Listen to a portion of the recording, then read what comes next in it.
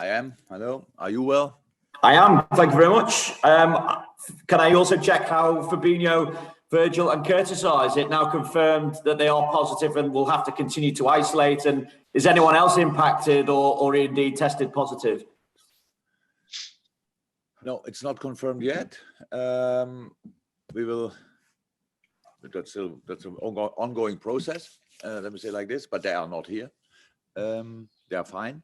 Apart from that, in this moment, nobody else positive, but it's pretty early still, and the players come a bit later, so we will see.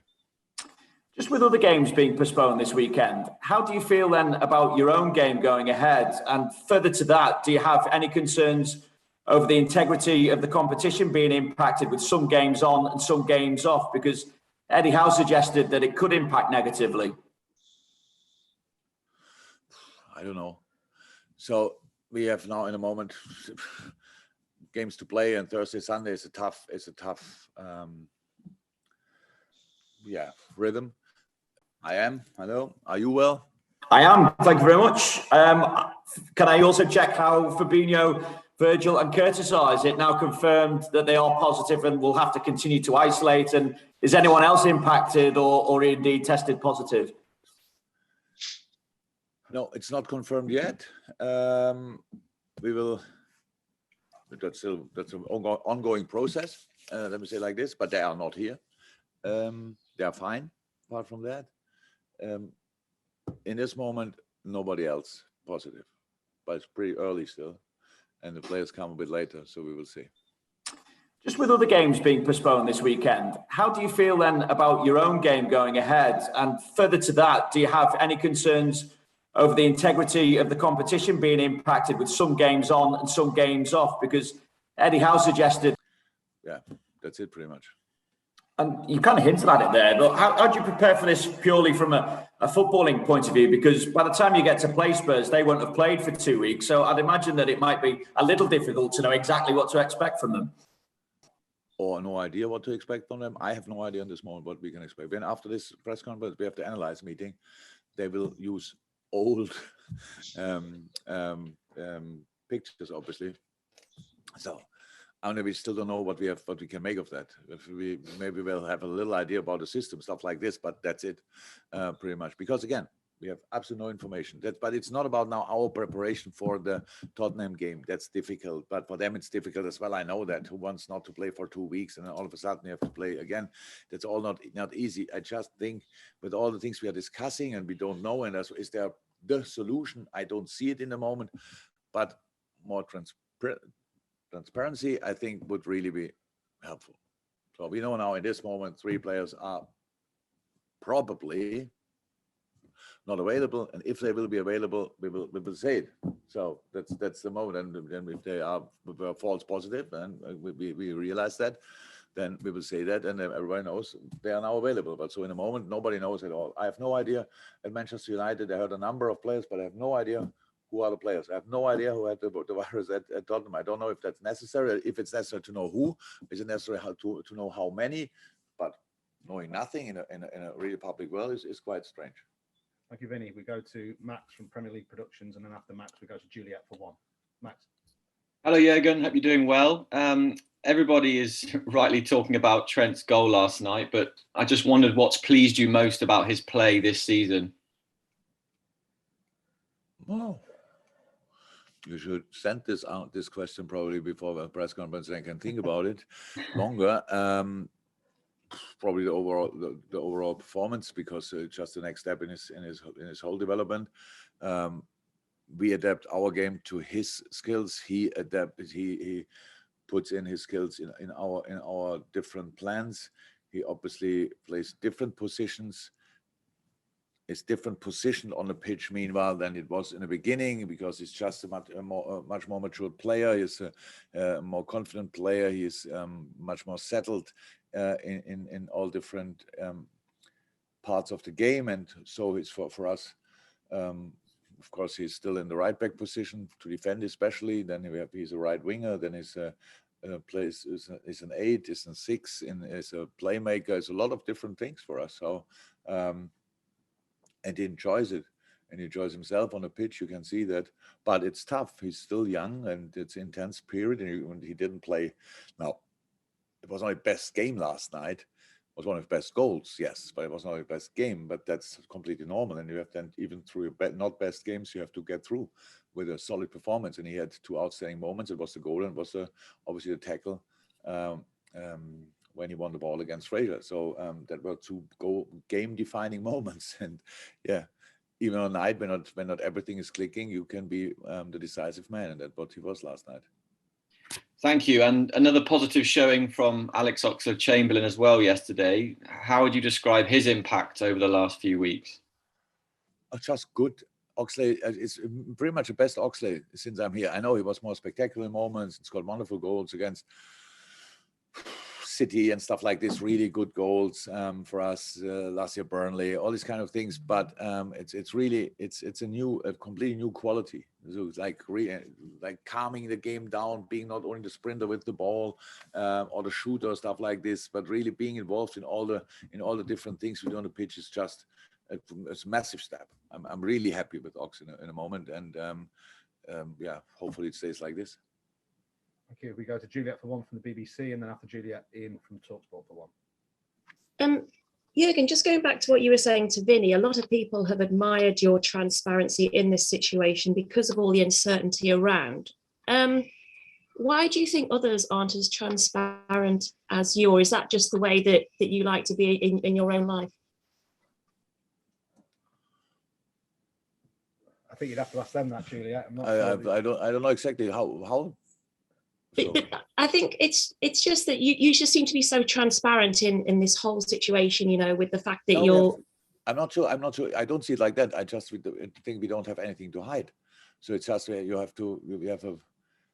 we all of our first and most important concern is that the boys are healthy.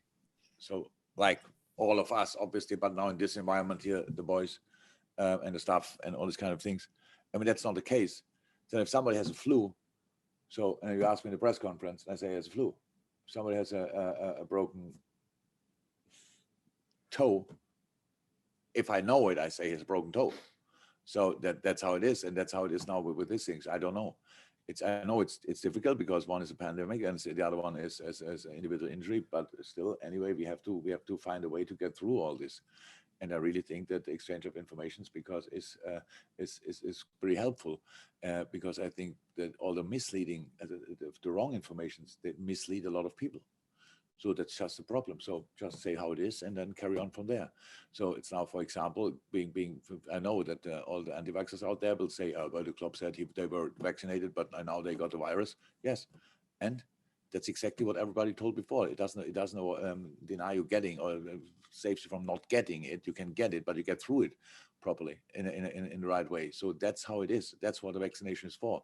And yes, it makes it rather more unlikely to get it. But unfortunately, the boys had the booster too late for the infection now. So if they are infected, so that's the situation. I think really we should talk about it because there's so many things out there in this case where we just don't understand.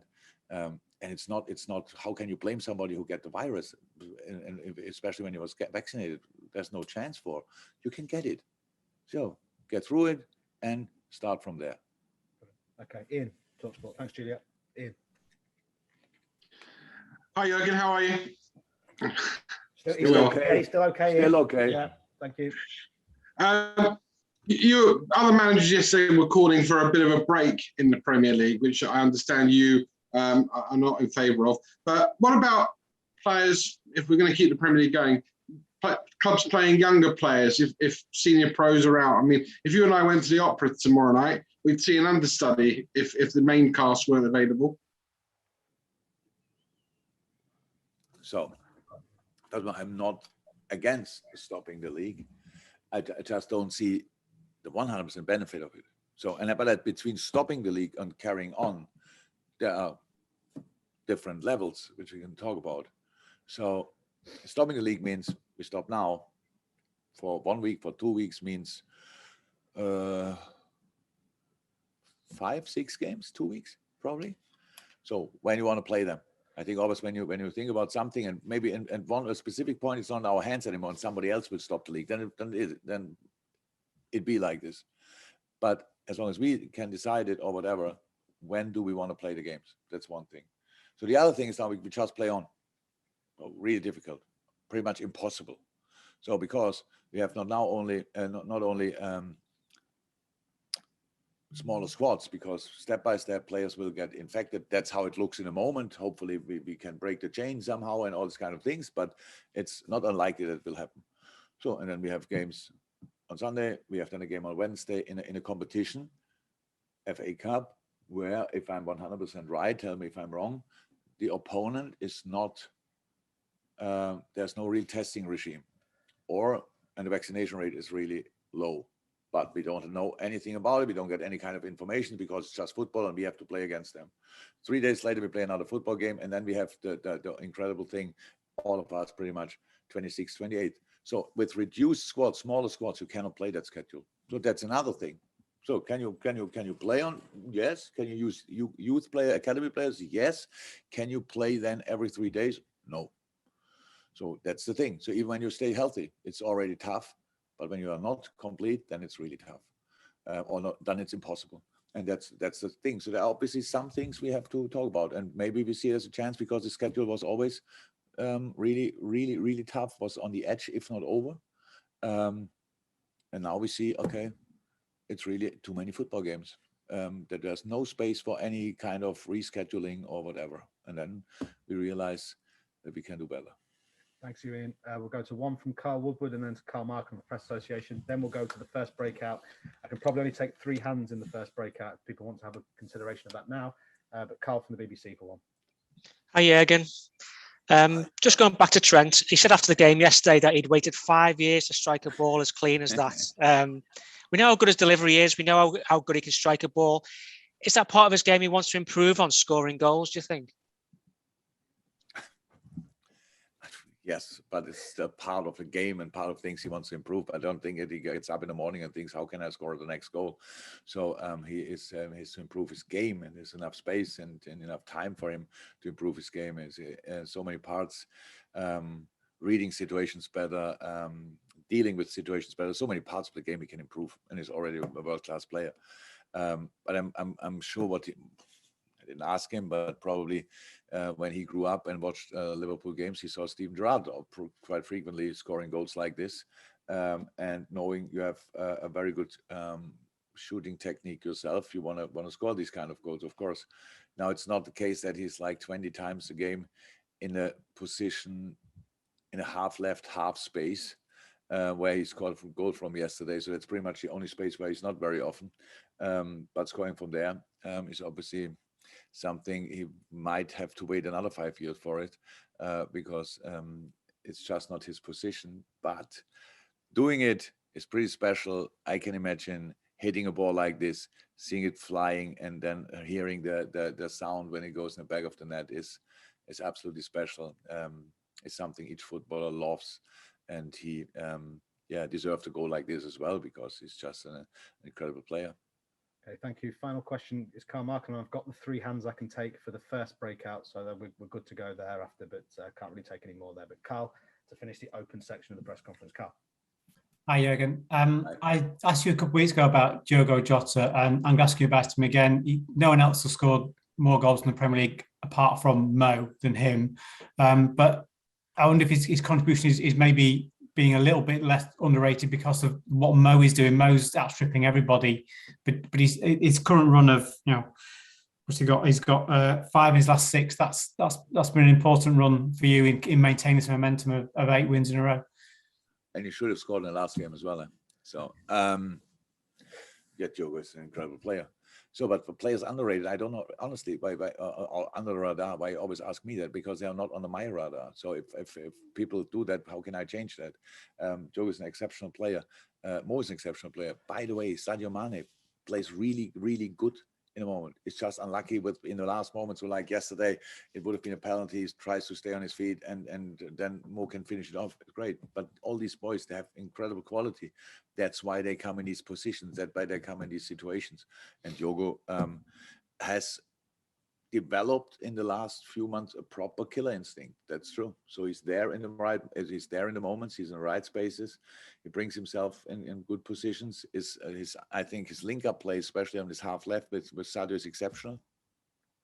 So I really like watching it, and he's still young, and there's still really a lot to come for him, but it's already good. So good for us.